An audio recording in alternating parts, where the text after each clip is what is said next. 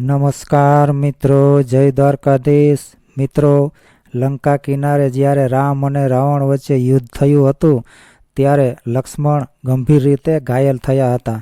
સદનસીબે હનુમાનજી ત્યાં હાજર હતા એટલે તેઓ લક્ષ્મણને બચાવવા માટે દરિયો ઓળંગીને હિમાલયમાંથી એ આખી ટેકરી જ ઉપાડી લાવ્યા કે જેની ઉપર સંજીવની નામનું ઔષધ ઉગતું હતું. વૈદ્યરાજ દ્વારા તે ઔષધ વડે લક્ષ્મણને સાજા કરવામાં આવ્યા. આવી રીતે હનુમાનજીએ લક્ષ્મણ ઉપરથી ઘાતને ટાળી દીધી. તેમના રક્ષણ હેઠળ બધા જ સુરક્ષિત હતા. હનુમાનજીને રાવણના કાવતરાની જાણ થઈ ગઈ હતી કે રાવણે રામનું અપહરણ કરવાનું કામ પાતાળ લોકના રાજા મહિરાવણને સોંપ્યું છે. તેથી હનુમાનજીએ રામ ફરતે પોતાની લાંબી શક્તિશાળી પૂંછ દ્વારા અભેદ કિલ્લા જેવું સુરક્ષા કવચ બનાવી દીધું. એ સુરક્ષા કવચને લીધે રામ સુધી કોઈ પહોંચી શકે તેમ નહોતું. જોકે હનુમાનજીએ વાતને ભૂલી ગયા હતા કે પાછળ લોક તો ધરતીના પાતાળમાં આવેલું છે. જ્યારે હનુમાનજીની પૂંછ ચારે બાજુથી રામની રક્ષા કરી રહી હતી ત્યારે મહિરાવણે પાતાળમાંથી રામ સુધી પહોંચવા માટે એક લાંબી સુરંગ બનાવી, ભોંયરું બનાવ્યું. જ્યારે હનુમાનજીએ રામ ફરતે જેના વડે અભેદ કિલ્લો બનાવેલો તે પૂંછ સીધી કરી ત્યારે તેને એ સુરંગ દેખાણી. એ જ સુરંગના રસ્તેથી રામને પાતાળ લોકમાં લઈ જવામાં આવ્યા હતા. એ વખતે હનુમાનજી એક ક્ષણનો પણ વિલંબ કર્યા વગર એ સુરંગમાં કૂદી પડ્યા અને પોતાના પરાક્રમો વડે રામને બચાવી લીધા અને હેમખેમ પૃથ્વી પર પાછા આવ્યા. જો કે પોતાના સુરક્ષા કવચને મહિરાવણ ભેદી શક્યો એ વાતે હનુમાનજી ખીન હતા, દુઃખી હતા. પછી રામે હનુમાનજીને કહ્યું કે હનુમાનજી, શું તમે નથી જાણતા કે આ જગતમાં કશું જ પરિપૂર્ણ કે નિશ્ચિત નથી હોતું? દરેક વસ્તુમાં કોઈને કોઈ ખામી તો અવશ્ય હોય જ છે.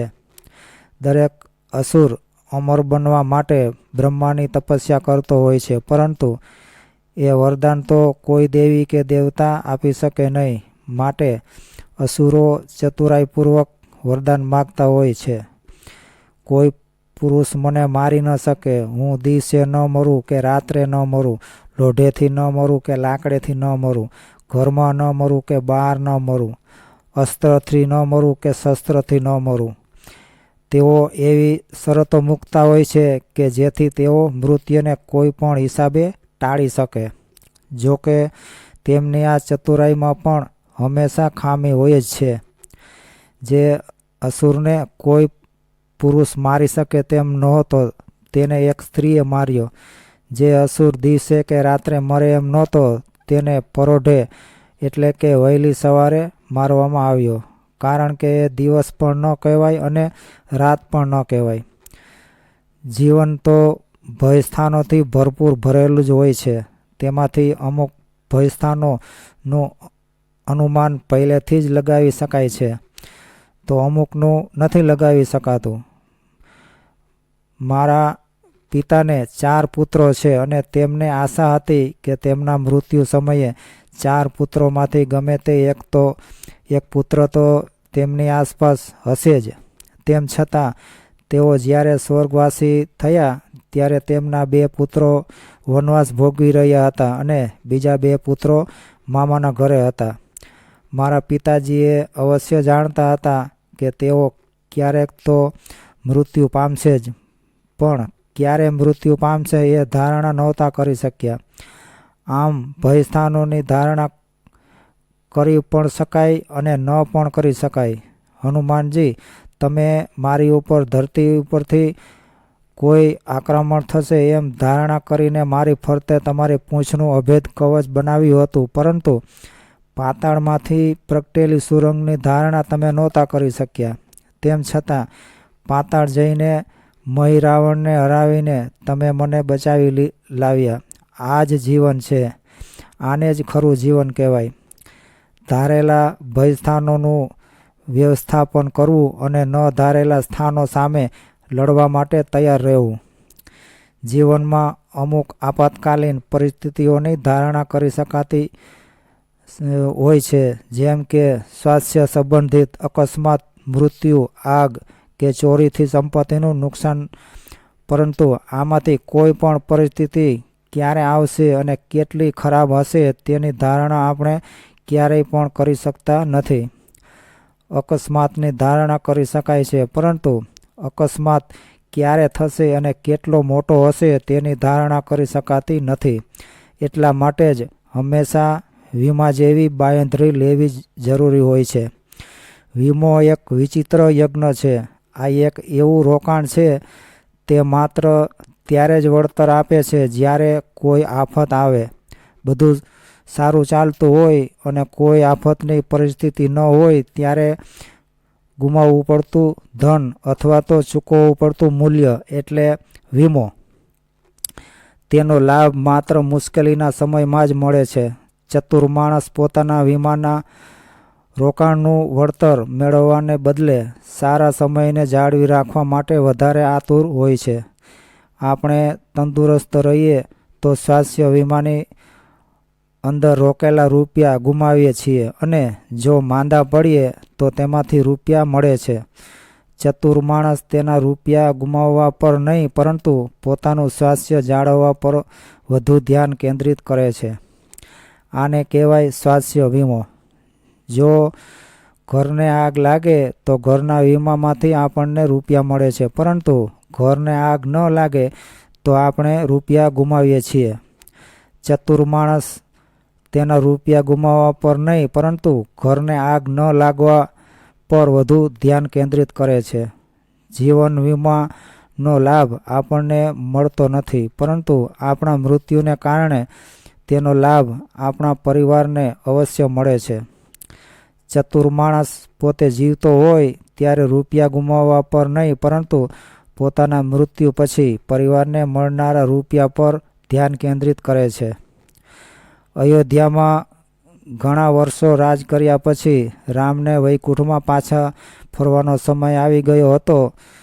જો કે એ માટે તેમણે પહેલાં મૃત્યુ પામવું પડે એમ હતું, પણ મૃત્યુના દેવ યમરાજ અયોધ્યામાં પ્રવેશી શકે તેમ નહોતા, કારણ કે હનુમાનજી તેમને અયોધ્યામાં પ્રવેશવા દે તેમ નહોતા.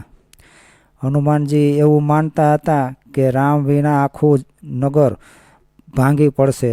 એટલા માટે રામે હનુમાનજીને પૂછ્યું કે દુનિયાની સૌથી આશ્ચર્યજનક વાત શું છે? હનુમાનજી પાસે આનો કોઈ જવાબ નહોતો.